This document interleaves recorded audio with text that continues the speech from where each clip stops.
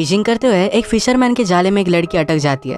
वो कहाँ से आई थी, कैसे आई थी, इसके बारे में किसी को भी पता नहीं था। अब आगे क्या होगा ये हम आज की हमारी मूवी ऑनडाइन, जो 2009 की एक फैंटेसी रोमांटिक मूवी है, इसमें देखेंगे।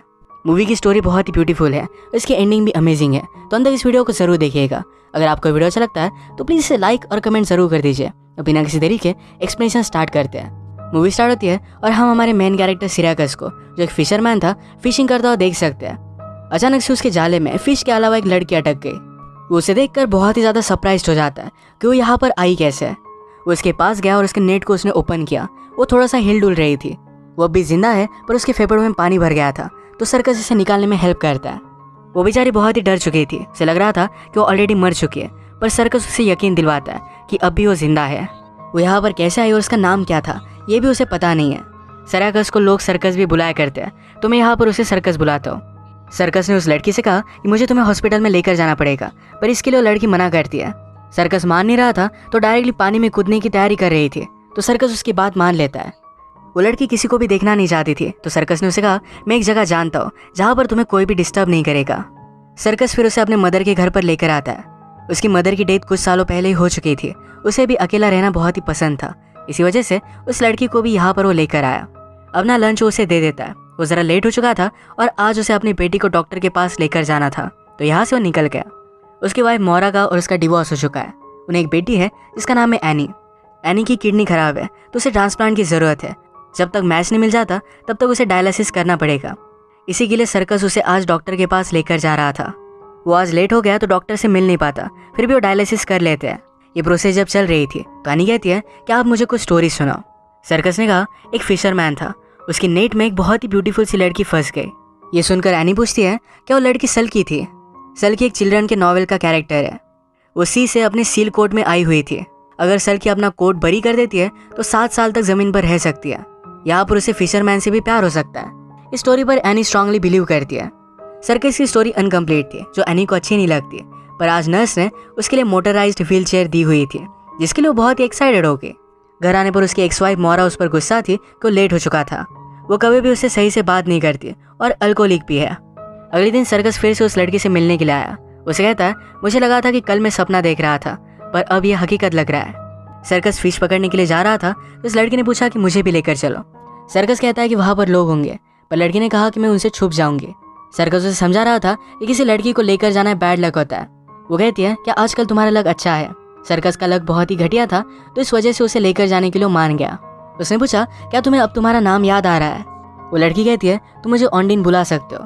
वो भी एक बुक का कैरेक्टर थी जो पानी में से आई थी। ऑन्डिन प्रिटेंड कर रही थी कि उसे कुछ भी याद नहीं आ रहा। बोट पर वो एक बहुत ही ब्यूटीफुल सा गाना गाती है और सर्कस का लक बदल गया। अचानक से उसे बहुत ही वैल्यूएबल और अच्छे फिश मिलने लग गए। वो खुश हो जाता है और आज उसने बहुत सारे फिश पकड़े। सर्कस ने उसे कहा कि तुम हमेशा मेरे साथ चल सकती हो। जितना वो फिश सेल कर कमाएगा उसका कट भी उसे देने वाला है। ऑन्डिन कहती है कि मुझे लोगों से नहीं मिलना। सर्कस ने कहा कि तुम तो मुझसे मिलती हो। ऑन्डिन कहती है तुमसे मिलना मुझे अच्छा लगता है। इसके बाद सर्कस टाउन के शॉप में गया। वहाँ पर वो ऑन्डिन के लिए कुछ कपड़े लेता है। शॉप ओनर के साइज़ के उसने कपड़े बाय किए। उसे अंडरगारमेंट बाय करने के लिए ज़रा शर्म आ रही थी, तो ये चोरी कर लेता है। अपनी बेटी एनी से मिलने के बाद उसने अपनी स्टोरी कंटिन्यू की। उसने कहा कि जो लड़की पानी में से आई थी वो सिंग कर अलग अलग फिश को अपने पास बुला सकती है। एनी ने कहा कि सल्कीज जो होती है ये अंडर वाटर एक दूसरे से गाकर ही बात करती है। वो फिर ऑन्डिन को उसके कपड़े दे देता है। उसने पूछा कि तुम कितने दिन यहाँ पर रहने वाली हो। ऑन्डिन पूछती है कि मैं कितने दिन रह सकती हूँ। सर्कस कहता है कि अगर मेरा बस चले तो मैं हमेशा तुम्हें यही रख लूँ। ऑन्डिन को भी ये बात बहुत अच्छी लगी। एनी को अपनी फादर की स्टोरी ज़रा अजीब लगती है, तो लाइब्रेरी में जाकर वो बुक्स लेकर आई और इस पर ज़रा रिसर्च करने लग गए। साइरस हमेशा किसी से बात करने के लिए प्रीस्ट के पास आता है। पूरे 2 साल हो चुके उसने ड्रिंक नहीं किया। पहले वो अल्कोहलिक हुआ करता था, हमेशा इसी के बारे में वो बात करता है, पर आज उसे कन्फेशन भी करना था। उसने कहा कि मैंने चोरी की है। प्रीस्ट के पूछने के बाद उसे ऑन्डिन के बारे में बता देता है। ये सब प्रीस्ट को बहुत ही अजीब लगा। वो कहता है कि आगे क्या होता है ये मुझे बताते रहना। एक दिन जब ऑन्डिन स्विमिंग कर रही थी तो एनी वहाँ पर पहुँच गई। उसे लग ही रहा था कि कुछ ना कुछ तो गड़बड़ है और अब ये बात कन्फर्म हो गई। एनी ऑन्डिन से कहती है कि तुम वही लड़की हो जिसके बारे में मेरे फादर बात कर रहे थे। एनी ने उससे पूछा क्या तुम्हारे पास मैजिकल पावर्स है, कि मेरी बीमारी को तुम ठीक कर सकती हो। ऑन्डिन उसे कुछ भी नहीं बताती। एनी ने कहा क्या तुम्हारे पास कोट भी है। मुझे पता है कि तुम्हारे पास एक कोट है। अगर तुम उसे बरी कर देती हो तो 7 साल लैंड पर रह सकती हो। यहाँ पर फिशरमैन के साथ तुम्हें एक अच्छी लाइफ भी मिलेगी। एनी इतनी ज़्यादा बात कर रही थी तो ऑन्डिन को बात करने का कोई भी चांस ही नहीं देती है। इसके बाद हम देखते हैं कि सर्कस को एनी ने जो स्टोरी बताई थी इसके बारे में वो खुद भी रिसर्च करने लग गया था। एनी के पास न्यू व्हील चेयर है, ये उसके क्लासमेट को अच्छा नहीं लगता तो उसका बहुत मजाक उड़ाते हैं। एक क्लासमेट व्हील चेयर पर बैठ के उसे पानी में डाल देती है। एनी इसके खिलाफ कुछ भी नहीं करती है, वैसे भी उसके एज से वो बहुत ही ज़्यादा मैच्योर है। इसके बाद हम हमारी स्टोरी में एक स्ट्रेंजर को देखते हैं। इस टाउन में ऑन्डिन को ढूंढते हुए पहुंच गया था। एक दिन फिर से सर्कस ऑन्डिन को अपने साथ शिप पर लेकर जाता है। ये शिप कैसी चलानी है ये भी ऑन्डिन सीखने लग गई थी, एक दूसरे के करीब आने लग गए थे।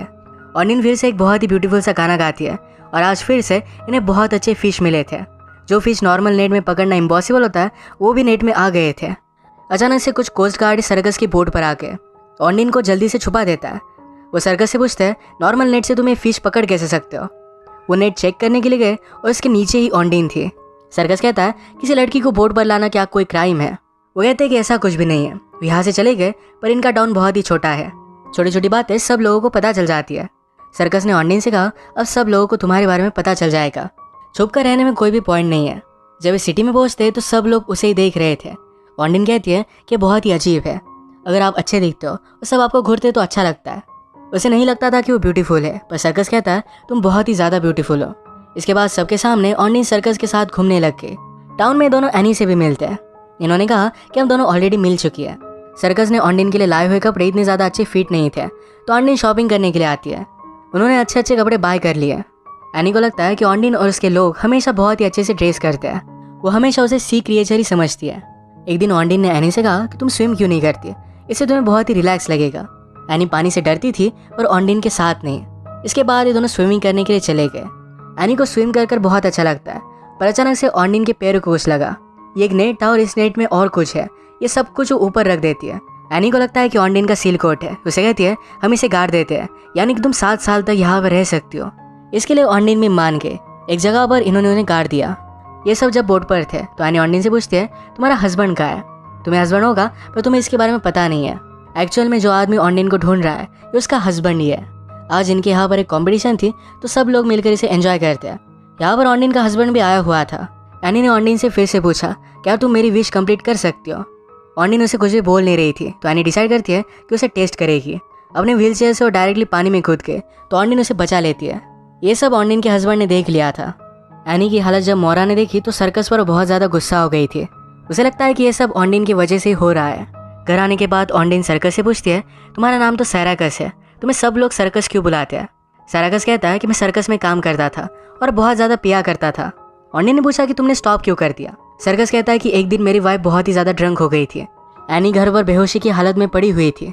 वो खुद भी बहुत ज़्यादा ड्रंक था। वो अपनी बेटी का अच्छे से ख्याल रखना चाहता है तो उसके बाद से उसने दारू पीना छोड़ दिया। उसे फिर भी एनी की कस्टडी नहीं मिली थी क्योंकि वो सिर्फ एक फिशरमैन है। ये सब सुनने के बाद ऑन्डिन उसके पास आ गई और ये दोनों इंटीमेट हो जाते हैं। ऑन्डिन की लाइफ में जो भी चल रहा था ये सारी चीज़ें वो प्रीस्ट को बताता है। अगर वो किसी से बात ना करे तो उसके लिए बहुत ही मुश्किल हो जाता है। ऑन्डिन के हस्बैंड ने सर्कस के पास आकर उसे बात करने की कोशिश की। ऑन्डिन कहाँ रह रही है इसके बारे में जानने की कोशिश की पर सर्कस उसे डायरेक्टली इग्नोर कर देता है। एक दिन ऑन्डिन का हस्बैंड उसे ढूंढते हुए डायरेक्टली घर पर पहुंच गया। वो बहुत ही ज़्यादा डर गई थी। पीछे के दरवाजे से वहाँ से भाग जाती है। थोड़ी देर में सर्कस जब घर पर आया तो ऑन्डिन को ढूंढ नहीं पाता। अलग अलग जगह पर उसने उसे देखा तो स्टीम के पास बैठी हुई थी। वो उसे बता देती है कि मेरा हस्बैंड मुझे लेने के लिए आ चुका है।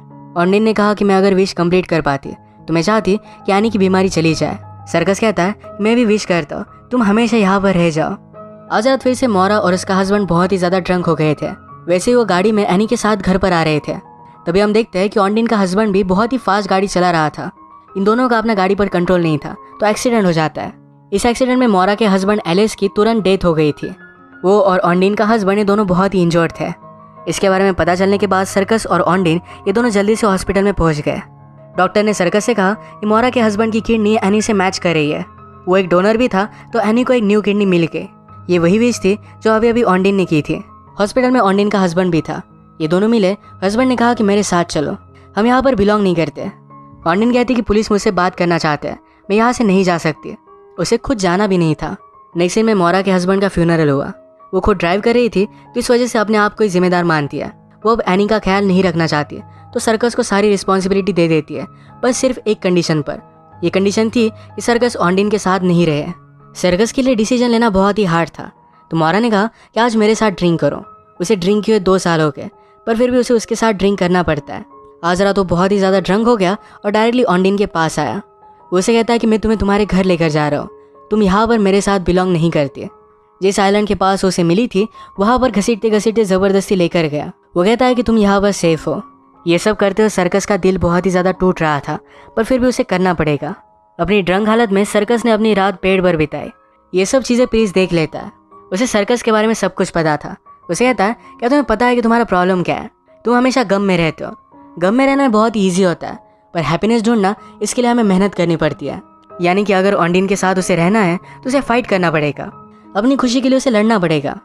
इसके बाद सर्कस एनी को घर पर लेकर आया। सुबह एनी जब टीवी देख रही थी तो ऑन्डिन जो हमेशा गाना गाती थी ये टीवी पर आया। ये गाना सुनने के बाद सर्कस रियलाइज़ करता है कि ऑन्डिन कुछ भी एक्स्ट्रा ऑर्डिनरी नहीं है, कोई भी सी क्रिएचर नहीं। वो जल्दी से भागकर उसे लेने के लिए गया। ऑन्डिन स्विम करते हुए एक अलग आइलैंड पर चली गई थी, तो वहाँ पर वो पहुँच जाता है। सर्कस ने कहा कि मुझे सब कुछ सच सच बताओ, तुम यहाँ पर आई कैसे? ऑन्डिन कहती है कि मैं रोमानिया में एक स्लेव थी, मेरी हेल्प लेकर एक गैंगस्टर ड्रग को सप्लाई करता था। ये वाटर के थ्रू जा रहे थे तभी पुलिस ने इन्हें घेर लिया। वो अपने हस्बैंड के साथ थी, पर हस्बैंड ने ऑन्डिन को पानी में कूदकर वहाँ से स्विम करने के लिए कहा। वो कहती कि मेरा हस्बैंड बहुत ही घटिया आदमी है। ऑन्डिन सचमुच में स्विम करते हुए बहुत ही दूर तक आके वो लास्ट तक स्विम करती रही, उसके बाद डूब रही थी, तभी सर्कस ने उसे बचा लिया था। सर्कस को ऑन्डिन के लिए बुरा लगा। इसके बाद एक घर पर आ जाते हैं। घर पर ऑन्डिन का हस्बैंड ऑलरेडी मौजूद था। उसके साथ एक आदमी इन सबको धमकाता है कि मुझे मेरे ड्रग्स चाहिए। हमने मूवी में देखा था कि ऑन्डिन को पानी में कुछ मिला था जिसे उन्होंने गाड़ दिया था। ये वही बैग है। ऑन्डिन कोऑपरेट करती है, पर उसकी जगह पर उसे बैग मिलता ही नहीं। एनी ने वो बैग निकाल कर किसी और जगह पर रख दिया है। एनी को लगता है कि वो बैग यानी कि सील कोड जब तक ज़मीन में गड़ी रहे तब तक 7 सालों के लिए ऑन्डिन उसके साथ रह सकती है। ऑन्डिन के हस्बैंड ने उन्हें बहुत धमकाया, तो एनी उसकी लोकेशन उसे बता देती है। वो कहती है कि मैंने शिप के पास पानी में उसे रखा हुआ है। ये सब मिलकर शिप पर गए। ऑन्डिन को पता था कि उसका हस्बैंड उसे इस तरीके से जाने नहीं देगा। वो मौके का फ़ायदा उठाकर एक रस्सी खींच लेती है जिसके उसका हस्बैंड पानी में गिर गया था। वो स्विम नहीं कर सकता, तो इस वजह से उसकी वहीं पर डेथ हो जाती है। इसके बाद ऑन्डिन को पुलिस ने अरेस्ट कर लिया क्योंकि वो यहाँ की नहीं है। उसे फिर से उसके कंट्री में ट्रांसपोर्ट करने वाले थे, पर सर्कस ने एक आइडिया लगाया।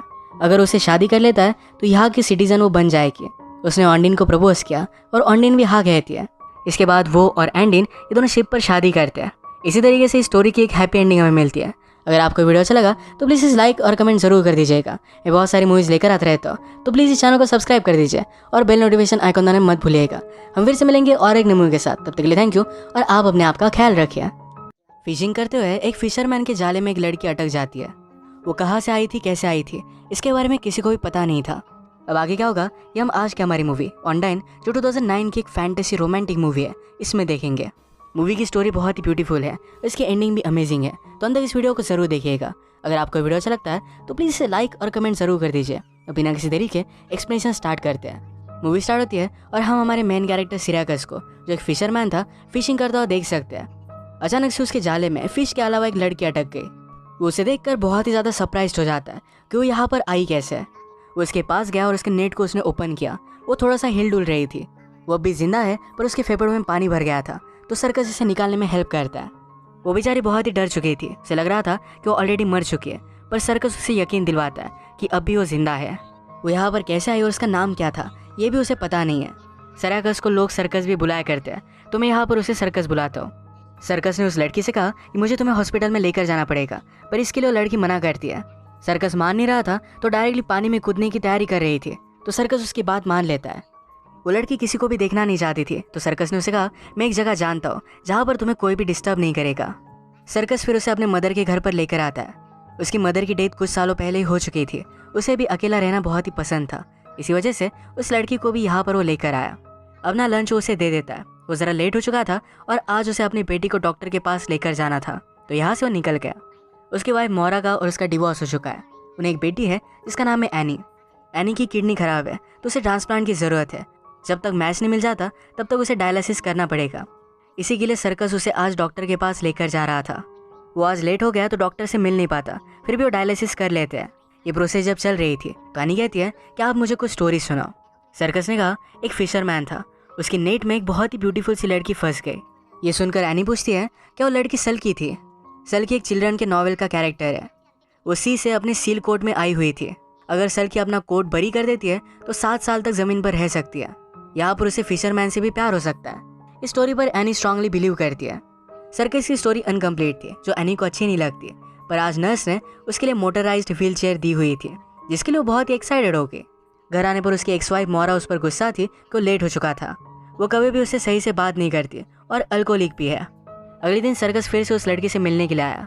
उसे कहता है, मुझे लगा था कि कल मैं सपना देख रहा था, पर अब यह हकीकत लग रहा है। सर्कस फिश पकड़ने के लिए जा रहा था तो इस लड़की ने पूछा कि मुझे भी लेकर चलो। सर्कस कहता है कि वहाँ पर लोग होंगे, पर लड़की ने कहा कि मैं उनसे छुप जाऊंगी। सर्कस उसे समझा रहा था कि किसी लड़की को लेकर जाना बैड लक होता है। वो कहती है कि आजकल तुम्हारा लक अच्छा है। सर्कस का लक बहुत ही घटिया था, तो इस वजह से उसे लेकर जाने के लिए मान गया। उसने पूछा, क्या तुम्हें अब तुम्हारा नाम याद आ रहा है? वो लड़की कहती है, तुम मुझे ऑन्डिन बुला सकते हो। वो भी एक बुक का कैरेक्टर थी जो पानी में से आई थी। ऑन्डिन प्रिटेंड कर रही थी कि उसे कुछ भी याद नहीं आ रहा। बोट पर वो एक बहुत ही ब्यूटीफुल सा गाना गाती है और सर्कस का लक बदल गया। अचानक से उसे बहुत ही वैल्यूएबल और अच्छे फिश मिलने लग गए। वो खुश हो जाता है और आज उसने बहुत सारे फिश पकड़े।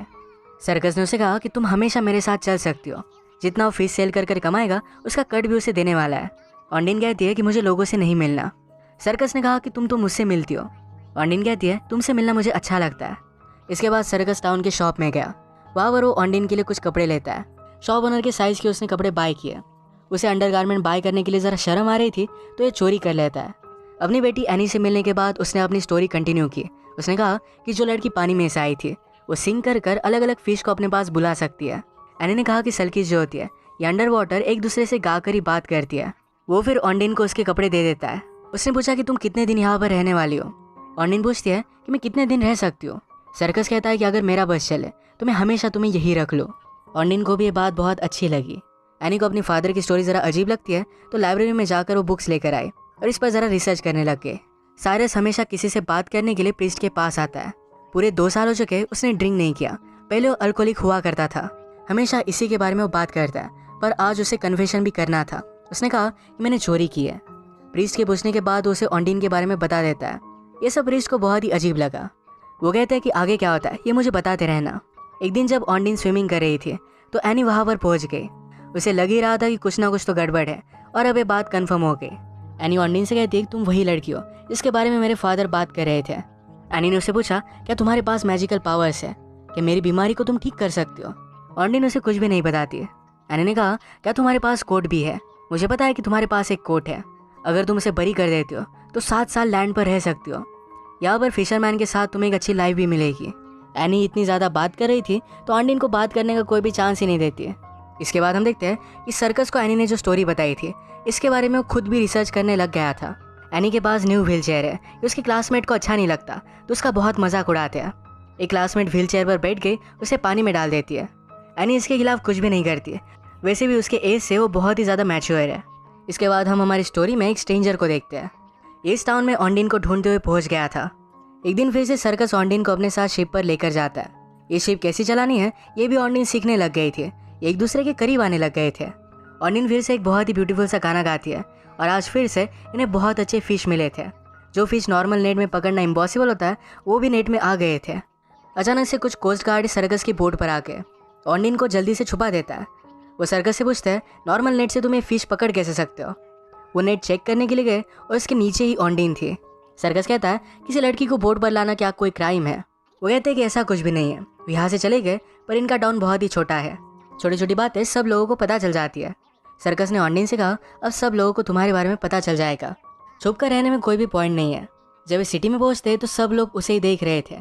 ऑन्डिन कहती है कि बहुत ही अजीब है, अगर आप अच्छे दिखते हो और सब आपको घूरते तो अच्छा लगता है। उसे नहीं लगता था कि वो ब्यूटीफुल है, पर सर्कस कहता है तुम बहुत ही ज़्यादा ब्यूटीफुल हो। इसके बाद सबके सामने ऑन्डिन सर्कस के साथ घूमने लग गए। टाउन में दोनों एनी से भी मिलते हैं। इन्होंने कहा कि हम दोनों ऑलरेडी मिल चुकी है। सर्कस ने ऑन्डिन के लिए लाए हुए कपड़े इतने ज़्यादा अच्छे फिट नहीं थे, तो ऑन्डिन शॉपिंग करने के लिए आती है। उन्होंने अच्छे अच्छे कपड़े बाय कर लिए। एनी को लगता है कि ऑन्डिन और उसके लोग हमेशा बहुत ही अच्छे से ड्रेस करते हैं। वो हमेशा उसे सी क्रिएचर ही समझती है। एक दिन ऑन्डिन ने एनी से कहा कि तुम स्विम क्यों नहीं करती, इससे तुम्हें बहुत ही रिलैक्स लगेगा। एनी पानी से डरती थी पर ऑन्डिन के साथ नहीं। इसके बाद ये दोनों स्विमिंग करने के लिए चले गए। एनी को स्विम कर बहुत अच्छा लगता है, पर अचानक से ऑन्डिन के पैरों को कुछ लगा। ये एक नेट था और इस नेट में और कुछ है। ये सब कुछ ऊपर रख देती है। एनी को लगता है कि ऑन्डिन का सील कोट है। उसे कहती है हम इसे गाड़ देते हैं, यानी कि तुम 7 साल तक यहाँ पर रह सकती हो। इसके लिए ऑन्डिन भी मान गए। एक जगह पर इन्होंने उन्हें गाड़ दिया। ये सब जब बोट पर थे तो एनी ऑन्डिन से पूछती है तुम्हारा हस्बैंड कहाँ है? तुम्हें हस्बैंड होगा पर तुम्हें इसके बारे में पता नहीं है। एक्चुअल में जो आदमी ऑन्डिन को ढूंढ रहा है ये उसका हस्बैंड ही है। आज इनके यहाँ पर एक कॉम्पिटिशन थी तो सब लोग मिलकर इसे एंजॉय करते हैं। यहाँ पर ऑन्डिन का हस्बैंड भी आया हुआ था। एनी ने ऑन्डिन से फिर से पूछा, क्या तुम मेरी विश कंप्लीट कर सकती हो? ऑन्डिन उसे कुछ भी बोल नहीं रही थी तो एनी डिसाइड करती है कि उसे टेस्ट करेगी। अपने व्हील चेयर से वो डायरेक्टली पानी में कूद के तो ऑन्डिन उसे बचा लेती है। ये सब ऑन्डिन के हस्बैंड ने देख लिया था। एनी की हालत जब मोरा ने देखी तो सर्कस पर बहुत ज़्यादा गुस्सा हो गई थी। उसे लगता है कि ये सब ऑन्डिन की वजह से ही हो रहा है। घर आने के बाद ऑन्डिन सर्कस से पूछती है, तुम्हारा नाम तो सैराकस है, तुम्हें सब लोग सर्कस क्यों बुलाते हैं? सैराकस कहता है कि मैं सर्कस में काम करता था और बहुत ज़्यादा पिया करता था। ऑन्डिन ने पूछा कि तुमने स्टॉप क्यों कर दिया? सर्कस कहता है कि एक दिन मेरी वाइफ बहुत ही ज़्यादा ड्रंक हो गई थी। एनी घर पर बेहोशी की हालत में पड़ी हुई थी। वो खुद भी बहुत ज़्यादा ड्रंक था। वो अपनी बेटी का अच्छे से ख्याल रखना चाहता है तो उसके बाद से उसने दारू पीना छोड़ दिया। उसे फिर भी एनी की कस्टडी नहीं मिली थी क्योंकि वो सिर्फ एक फिशरमैन है। ये सब सुनने के बाद ऑन्डिन उसके पास आ गई और ये दोनों इंटीमेट हो जाते हैं। ऑन्डिन की लाइफ में जो भी चल रहा था ये सारी चीज़ें वो प्रीस्ट को बताता है। अगर वो किसी से बात ना करे तो उसके लिए बहुत ही मुश्किल हो जाता है। ऑन्डिन के हस्बैंड ने सर्कस के पास आकर उसे बात करने की कोशिश की। ऑन्डिन कहाँ रह रही है इसके बारे में जानने की कोशिश की पर सर्कस उसे डायरेक्टली इग्नोर कर देता है। एक दिन ऑन्डिन का हस्बैंड उसे ढूंढते हुए डायरेक्टली घर पर पहुंच गया। वो बहुत ही ज़्यादा डर गई थी। पीछे के दरवाजे से वहाँ से भाग जाती है। थोड़ी देर में सर्कस जब घर पर आया तो ऑन्डिन को ढूंढ नहीं पाता। अलग अलग जगह पर उसने उसे देखा तो स्टीम के पास बैठी हुई थी। वो उसे बता देती है कि मेरा हस्बैंड मुझे लेने के लिए आ चुका है। ऑन्डिन ने कहा कि मैं अगर विश कंप्लीट कर पाती तो मैं चाहती कि एनी की बीमारी चली जाए। सर्कस कहता है मैं भी विश करता हूँ तुम हमेशा यहाँ पर रह जाओ। आज रात फिर से मोरा और उसका हस्बैंड बहुत ही ज़्यादा ड्रंक हो गए थे। वैसे ही वो गाड़ी में एनी के साथ घर पर आ रहे थे। तभी हम देखते हैं कि ऑन्डिन का हस्बैंड भी बहुत ही फास्ट गाड़ी चला रहा था। इन दोनों का अपना गाड़ी पर कंट्रोल नहीं था तो एक्सीडेंट हो जाता है। इस एक्सीडेंट में मोरा के हस्बैंड एलिस की तुरंत डेथ हो गई थी। वो और ऑन्डिन का हस्बैंड ये दोनों बहुत ही इंजर्ड थे। इसके बारे में पता चलने के बाद सर्कस और ऑन्डिन ये दोनों जल्दी से हॉस्पिटल में पहुंच गए। डॉक्टर ने सर्कस से कहा कि मोरा के हस्बैंड की किडनी एनी से मैच कर रही है। वो एक डोनर भी था तो एनी को एक न्यू किडनी मिल गई। ये वही विश थी जो अभी अभी ऑन्डिन ने की थी। हॉस्पिटल में ऑन्डिन का हस्बैंड भी था। ये दोनों मिले। हस्बैंड ने कहा कि मेरे साथ चलो, हम यहाँ पर बिलोंग नहीं करते। ऑन्डिन कहती कि पुलिस मुझसे बात करना चाहते हैं, मैं यहाँ से नहीं जा सकती। उसे खुद जाना भी नहीं था। नेक्स्ट डे में मोरा के हस्बैंड का फ्यूनरल हुआ। वो खुद ड्राइव कर रही थी तो इस वजह से अपने आप को ही जिम्मेदार मानती है। वो अब एनी का ख्याल नहीं रखना चाहती तो सर्कस को सारी रिस्पॉन्सिबिलिटी दे देती है, बस सिर्फ एक कंडीशन पर। यह कंडीशन थी कि सर्कस ऑन्डिन के साथ नहीं रहे। सर्कस के लिए डिसीजन लेना बहुत ही हार्ड था तो मोरा ने कहा कि आज मेरे साथ ड्रिंक करो। उसे ड्रिंक किए 2 साल हो गए पर फिर भी उसे उसके साथ ड्रिंक करना पड़ता है। आज रात वो बहुत ही ज़्यादा ड्रंक हो गया और डायरेक्टली ऑन्डिन के पास आया। वो उसे कहता है कि मैं तुम्हें तुम्हारे घर लेकर जा रहा हूँ, तुम यहाँ पर मेरे साथ बिलोंग नहीं करती। जिस आइलैंड के पास उसे मिली थी वहाँ पर घसीटते घसीटते ज़बरदस्ती लेकर गया। वो कहता है कि तुम यहाँ पर सेफ हो। ये सब करते हुए सर्कस का दिल बहुत ही ज़्यादा टूट रहा था पर फिर भी उसे करना पड़ेगा। अपनी ड्रंक हालत में सर्कस ने अपनी रात पेड़ पर बिताई। ये सब चीज़ें प्रीस्ट देख लेता है। उसे सर्कस के बारे में सब कुछ पता था। उसे कहता है क्या तुम्हें पता है कि तुम्हारा प्रॉब्लम क्या है? तुम हमेशा गम में रहते हो। गम में रहना बहुत ईजी होता है पर हैप्पीनेस ढूंढना इसके लिए हमें मेहनत करनी पड़ती है। यानी कि अगर ऑन्डिन के साथ उसे रहना है तो उसे फाइट करना पड़ेगा, अपनी खुशी के लिए उसे लड़ना पड़ेगा। इसके बाद सर्कस एनी को घर पर लेकर आया। सुबह एनी जब टीवी देख रही थी तो ऑन्डिन जो हमेशा गाना गाती थी ये टीवी पर आया। ये गाना सुनने के बाद सर्कस रियलाइज़ करता है कि ऑन्डिन कुछ भी एक्स्ट्रा ऑर्डिनरी नहीं है, कोई भी सी क्रिएचर नहीं। वो जल्दी से भागकर उसे लेने के लिए गया। ऑन्डिन स्विम करते हुए एक अलग आइलैंड पर चली गई थी तो वहाँ पर वो पहुँच जाता है। सर्कस ने कहा कि मुझे सब कुछ सच सच बताओ, तुम यहाँ पर आई कैसे? ऑन्डिन कहती है कि मैं रोमानिया में एक स्लेव थी। मेरी हेल्प लेकर एक गैंगस्टर ड्रग को सप्लाई करता था। ये वाटर के थ्रू जा रहे थे तभी पुलिस ने इन्हें घेर लिया। वो अपने हस्बैंड के साथ थे पर हस्बैंड ने ऑन्डिन को पानी में कूदकर वहाँ से स्विम करने के लिए कहा। वो कहती कि मेरा हस्बैंड बहुत ही घटिया आदमी है। ऑन्डिन सचमुच में स्विम करते हुए बहुत ही दूर तक आके वो लास्ट तक स्विम करती रही। उसके बाद डूब रही थी तभी सर्कस ने उसे बचा लिया था। सर्कस को ऑन्डिन के लिए बुरा लगा। इसके बाद एक घर पर आ जाते हैं। घर पर ऑन्डिन का हस्बैंड ऑलरेडी मौजूद था। उसके साथ एक आदमी इन सबको धमकाता है कि मुझे मेरे ड्रग्स चाहिए। हमने मूवी में देखा था कि ऑन्डिन को पानी में कुछ मिला था जिसे उन्होंने गाड़ दिया था। ये वही बैग है। ऑन्डिन कोऑपरेट करती है पर उसकी जगह पर उसे बैग मिलता ही नहीं। एनी ने वो बैग निकाल कर किसी और जगह पर रख दिया है। एनी को लगता है कि वो बैग यानी कि सील कोड जब तक ज़मीन में गड़ी रहे तब तक 7 सालों के लिए ऑन्डिन उसके साथ रह सकती है।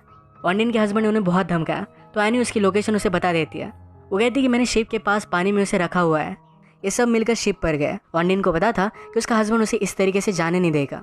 वो मौके का फ़ायदा उठाकर एक रस्सी खींच लेती है जिसके उसका हस्बैंड पानी में गिर गया था। वो स्विम नहीं कर सकता तो इस वजह से उसकी वहीं पर डेथ हो जाती है। इसके बाद ऑन्डिन को पुलिस ने अरेस्ट कर लिया क्योंकि वो यहाँ की नहीं है। उसे फिर से उसके कंट्री में ट्रांसपोर्ट करने वाले थे, पर सर्कस ने एक आइडिया लगाया, अगर उसे शादी कर लेता है तो यहाँ की सिटीजन वो बन जाएगी।